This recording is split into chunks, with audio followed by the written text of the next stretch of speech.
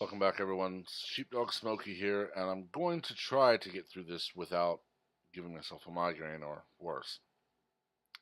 But we have here from NPR, Nevada poised to become 15th state to sidestep traditional Electoral College outcome. This is, of course, a passion play of liberals since 2016.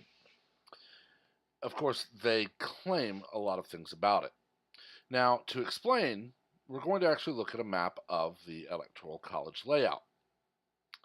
You see, electoral votes are based on your House of Representatives membership and your representation there. For example, if we look at Rhode Island and we look at Delaware, or we look at D.C., or we look at North or South Dakota, they have 3 votes, or 4 for Rhode Island, and that is based on their membership in the House of Representatives, which is based on their population. Now, of course, liberals like to say that the House of Representatives is the tyranny of the minority. It's not, because there never can be such a thing. You see, if we look at the electoral map, California has 55 votes. Now, to get that, we would have to take 1, 2, 3 is 13, 16, 19, 28, 33, 36, 39, 45. We'd have to take 11 states to equal California.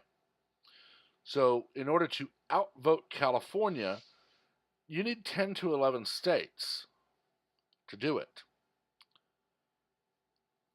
Yes, there are those like Texas and New Mexico, which come to 49, and then Oklahoma takes you to 56. But if you look at the population of Texas, actually that is Arizona, I'm sorry, Texas, Arizona, and Oklahoma gives you 56. You look at the populations of Texas, Arizona, and Oklahoma, when you add them together, there are more people there than there are in California. And this is the part liberals never talk about because it's the part they can't win the argument on. They go with, well, more people voted for Donald Trump. And it's only that way because there's a state that registers every illegal alien that comes into the state to vote through motor voter. And they laugh and smile and call you idiot and other names while telling you they don't vote. It's just a sticker. We have to give them a driver's license. No, you don't. You see, they're here illegally. But they're also adamantly against putting the census back to asking, are you a U.S. citizen? I would be willing to bet if we asked how many are U.S. citizens in California, the number would be far less than that of registered voters in California, and we would then see their electoral votes go down. If we look at an electoral map of 2016,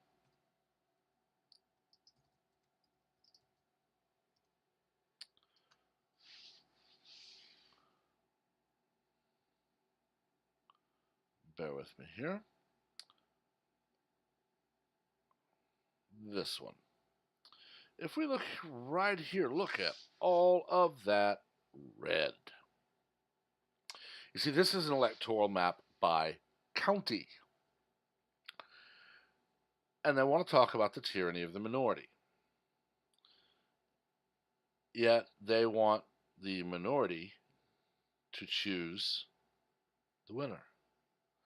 And it's always interesting to get their talking points because they don't change, they're just delivered differently. Of course, here, when you look at it, as the Electoral College comes under greater scrutiny, there are movements to give more weight to the popular vote. Democrats in particular have been stung by the Electoral College's vote count, which effectively gives disproportionate power to smaller rural states that tend to vote Republican. In addition to President Trump, George W. Bush also won the White House without winning the popular vote. But you see, it's not disproportional. A state with 6 electoral votes is not in any way going to be able to overrule a state like California. But 11 states with the same number of people in total as California can. equal California, or 4 states with more people in them than California has can outvote California. So I wonder if someone actually went to them and said, well, here are the population numbers. Let's take Texas, Arizona, and Oklahoma. Their population is X. California's population is X minus 100, X minus 1 million. So you have less people than those three states combined. Those 3 states have more people than you. Therefore, the people want something more. You get outvoted. And they never can answer this question, because when you actually bring up logic and you point out that the Electoral College actually does work to ensure there is not a tyranny of the majority, meaning California and New York can outvote the other 48 states, they sputter. But there's more people. No, there's really not. There's not more people in California and New York than there are in the rest of the country, because you're 2 states. Now, you have more illegals, and when you tip a few other states, maybe you get a lot of individuals, but that's not how it works. But you see, these are the same people who want to do away with the proportional representation in the House. And they want to do away with the Senate entirely, because the Senate, well, it gives Arizona the same representation as California, and that's not right.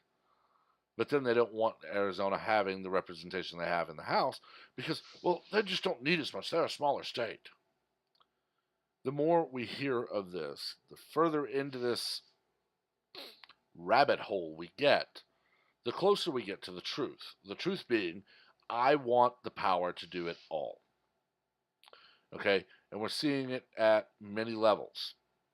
We have members of the U.S. federal government calling for the Electoral College to just be done away with, when they all know there are only 2 ways to edit the U.S. Constitution. Option 1, 2/3 of the House and 2/3 of the Senate vote yes on an amendment to the Constitution.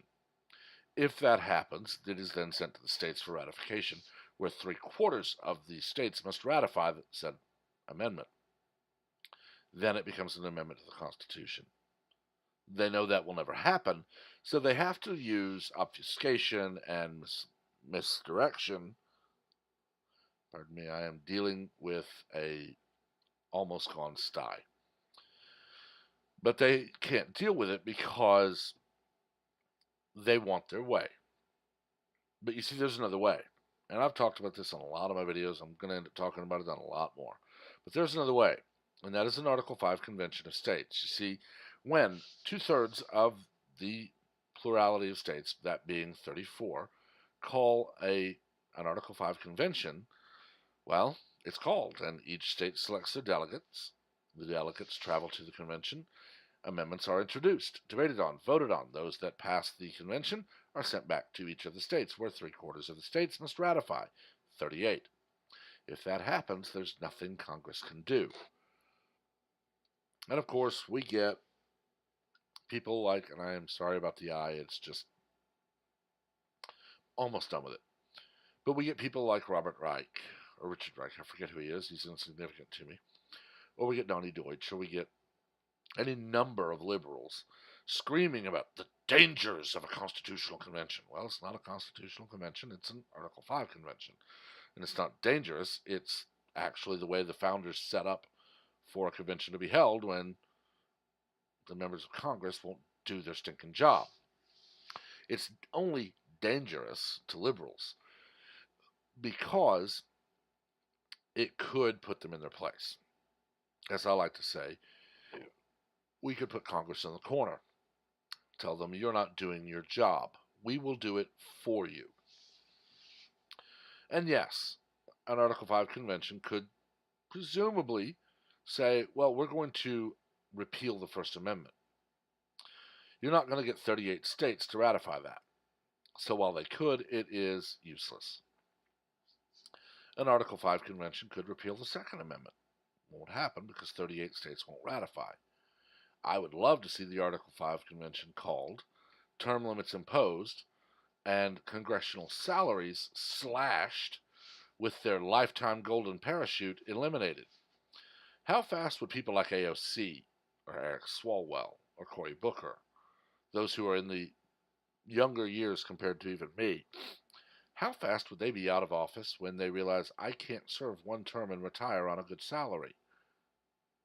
Of course, they'd spend the rest of their lives making the media circuit and speaking circuit, decrying the horrible tyranny that was the convention that stripped them of their means of support as they earn hundreds of thousands of dollars from a speaking event.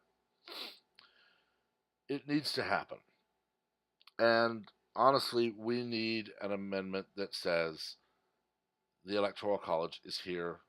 It is part of the U.S. Constitution. That cannot be overwritten by any state.